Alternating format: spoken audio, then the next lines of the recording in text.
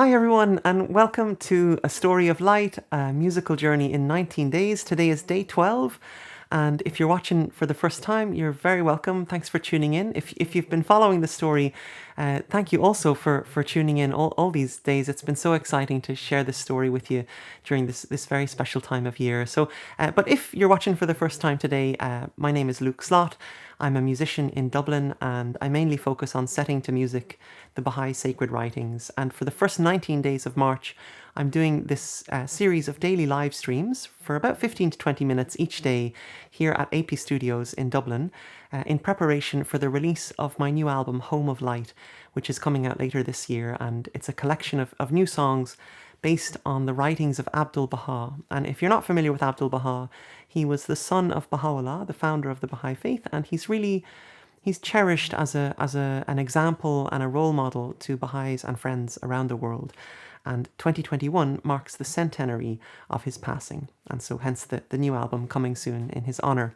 So, as usual, all the previous episodes are posted on YouTube, and they should be linked in the description below. Hopefully that's working.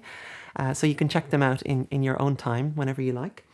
And in yesterday's episode, while still recovering from his brother's attempt on his life, Baha'u'llah had launched really the boldest and bravest act in his entire life, his call to the rulers of the world, and like a series of great waves rolling out into the world. He had sent these letters, these tablets, to all of the most powerful world leaders of the 19th century, and he had called on these world leaders to work together to establish the oneness of mankind. And so I wanted to begin today's episode by sharing with you a passage written by Shoghi Effendi about this central principle of Baha'u'llah's message. So, Antimo, could you put up the first slide, please? Thanks. So Shoghi Effendi writes, "The principle of the oneness of mankind, the pivot round which all the teachings of Baha'u'llah revolve, is no mere outburst of ignorant emotionalism or an expression of vague and pious hope. Its appeal is not to be merely identified with a reawakening of the spirit of brotherhood and goodwill among men, nor does it aim solely at the fostering of harmonious cooperation among individual peoples and nations. Its implications are deeper, its claims greater than any which the prophets of old were allowed to advance. Its message is applicable not only to the individual, but concerns itself primarily with the nature of those essential relationships that must bind all the states and nations as members of one human family. It implies an organic change in the structure of present-day society, a change such as the world has not yet experienced. It represents the consummation of human evolution." And so essentially, Baha'u'llah was calling on the world leaders to recognize a reality that had always existed, the reality that mankind is and always has been one. And he was calling on them to bring their actions and their policies into accordance with that reality. But he also told these world leaders that even if they all ignored him, it wouldn't matter, and that the oneness of mankind would be established by the people of the world, by the efforts of people of goodwill, of all walks of life, working together in the years and decades to come to build universal peace from the grassroots up.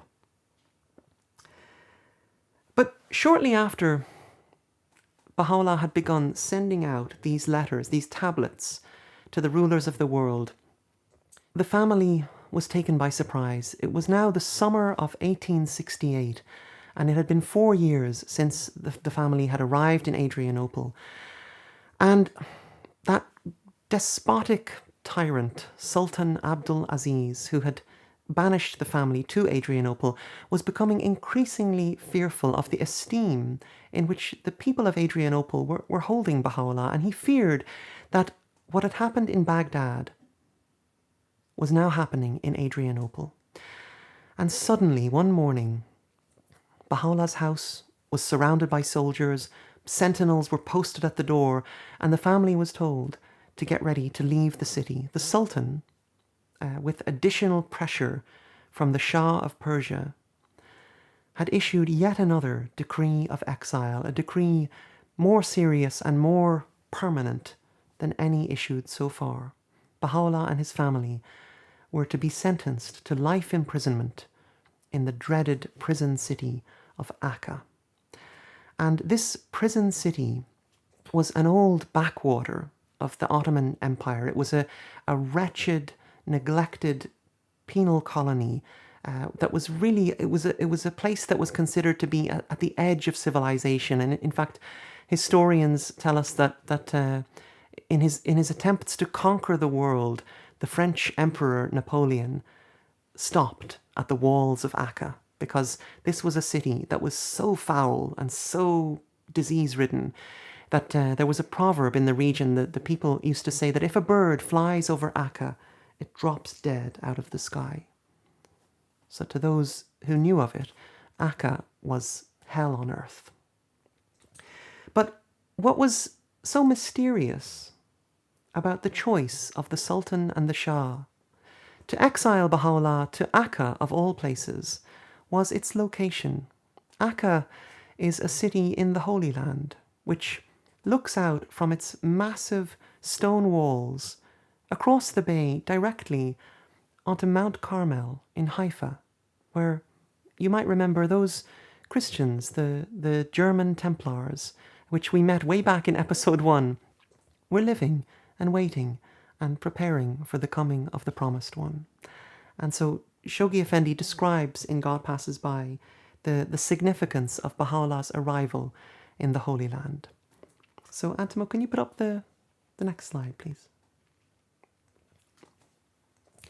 The arrival of Baha'u'llah in Akka marks the opening of the last phase of his 40-year-long ministry, the final stage and indeed the climax of the banishment in which the whole of that ministry was spent.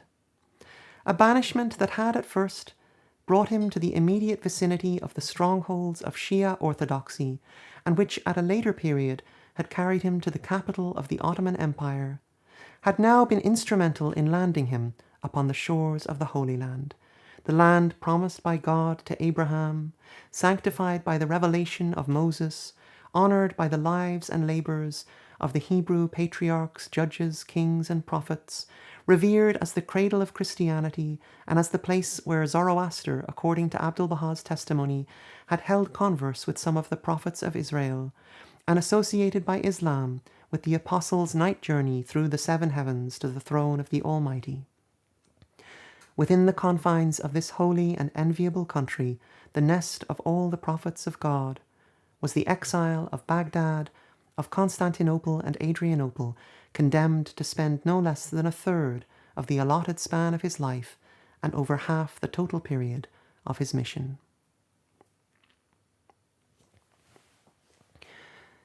So when the family arrived by boat at the sea gate of Akka, they were greeted by the unrestrained abuse of its citizens. The people of Akka had heard nothing of Baha'u'llah except that he was a dangerous criminal and an enemy of God who was poisoning people's minds wherever he went, and they wanted nothing to do with him. Life in Akka was hard enough as it was, and they didn't want this evil man, who they referred to with the derogatory term, the God of the Persians, adding to their troubles. And so Baha'u'llah and Nawab and the children, along with about 70 other fellow Baha'is who were banished from Adrianople with them, were all thrown into the army barracks, which served as the city's infamous prison, and they were given nothing but stale bread and undrinkably filthy water. Some of them got malaria, some got dysentery. But the greatest hardship for Baha'u'llah and Nawab came about 2 years after their arrival, when their young son, Mirza Mihdi, Abdul-Baha's little brother, while walking one day on the rooftop of the barracks, wrapped in meditation, slipped and fell through an open skylight and was fatally wounded. And, you can imagine how precious Mirza Mihdi must have been to his parents. He had been separated from them as a baby when the family had been banished from Persia, and the journey was too dangerous for a baby to survive. But later he had been so joyfully reunited with them in Baghdad. And now, at 22 years of age, he lay on the prison floor in his father's arms, bleeding to death. But as Mirza Mehdi took his last breaths, he asked Baha'u'llah if his life could be accepted as a sacrifice so that the gates of the prison would be opened and the people would be able to come and see Baha'u'llah. Well, just a few months after Mirza Mehdi's tragic death, signs of change started to appear, and the channel through which those changes came about was Abdul-Baha. So when the family arrived in Akka, Abdul-Baha was now 24 years of age, and for all the hardships that he had endured with his parents and his siblings, he had blossomed into this young man of outstanding character. He had really grown up to be the living embodiment of everything that his father had taught. He was known for his generosity, his selflessness, his humility. He was renowned to all those who interacted with him for the brilliance of his mind and the eloquence of his speech and a sense of humor that was sharp as a knife. And in his desire to somehow lighten the burden that was on his father, Abdul-Baha began to take onto his own shoulders the responsibilities that his father would have otherwise had to deal with. Abdul-Baha began taking it upon himself to deal with prison officials and government ministers, and he began seeing to all the various complex tasks involved in ensuring the well-being and the safety of his family and of all the other exiles that were there with them. And very quickly, in the eyes of the people of Akka, Abdul-Baha became known as the representative of his father. And through Abdul-Baha's interactions with the people of Akka, changes started to occur. The hatred that had met them on their arrival began to gradually subside. And even the restrictions started to be eased. The family were moved out of the barracks and they were allowed to live in a simple house in the town itself. And of course they were still prisoners of the city. They couldn't leave. The gates of Akka, which were constantly guarded by soldiers, really marked the boundaries that they could never cross. But at least the conditions were starting to improve.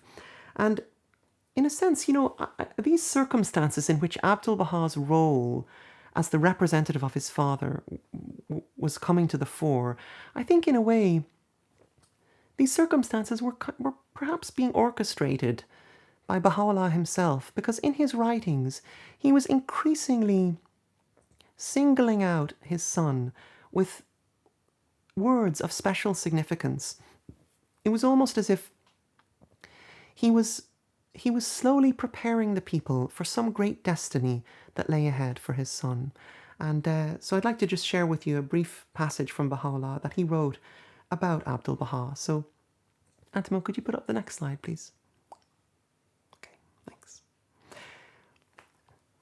Blessed, doubly blessed, is the ground which his footsteps have trodden, the eye that hath been cheered by the beauty of his countenance, the ear that hath been honoured by hearkening to his call, the heart that hath tasted the sweetness of his love, the breast that hath dilated through his remembrance, the pen that hath voiced his praise, the scroll that hath borne the testimony of his writings.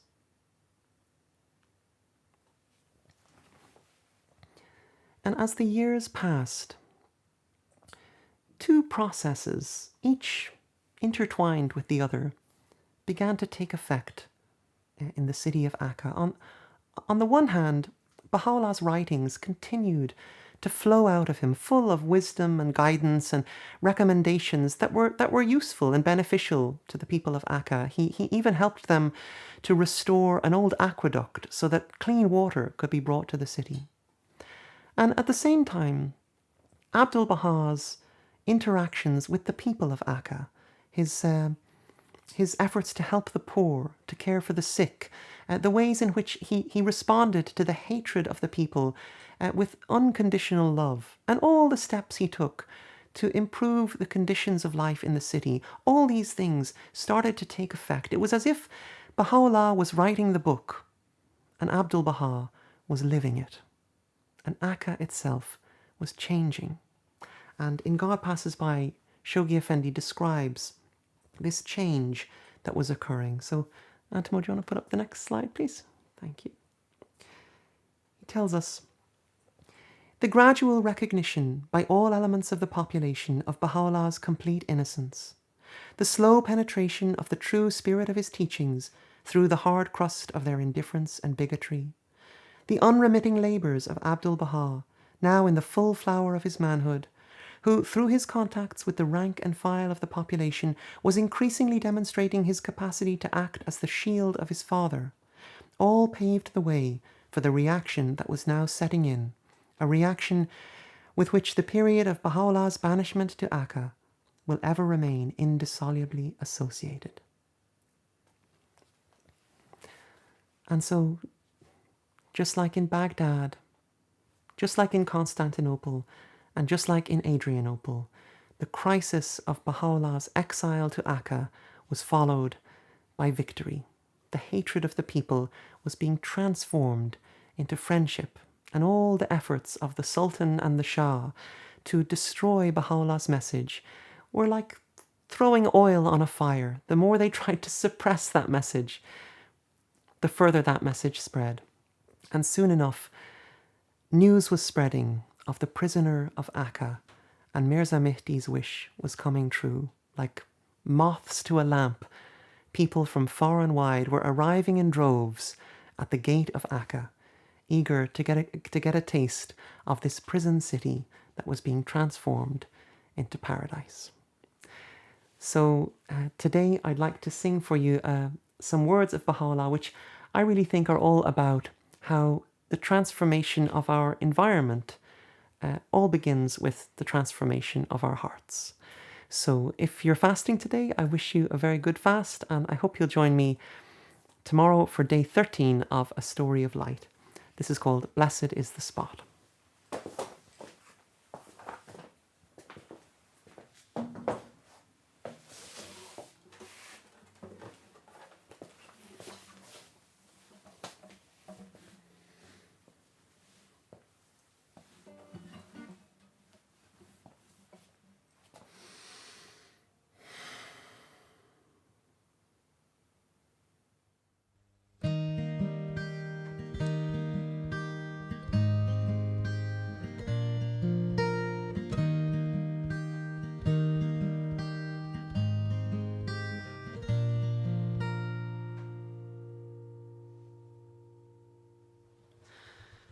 Blessed is the spot, and the house, and the place, and the city, and the heart, and the mountain, and the refuge,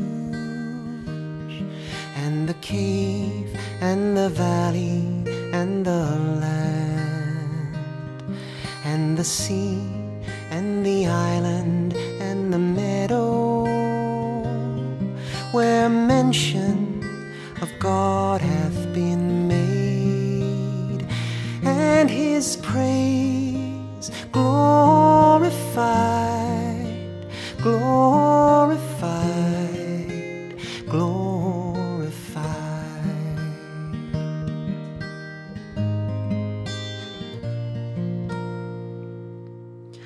Blessed is the spot, and the house, and the place, and the city, and the heart, and the mountain, and the refuge,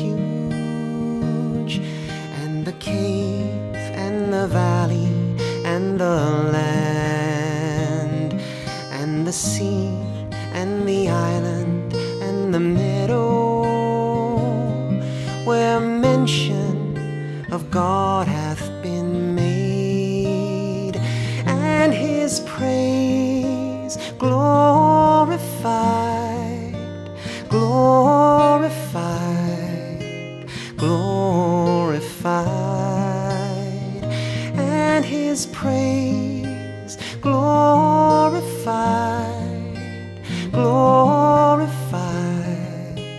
glory.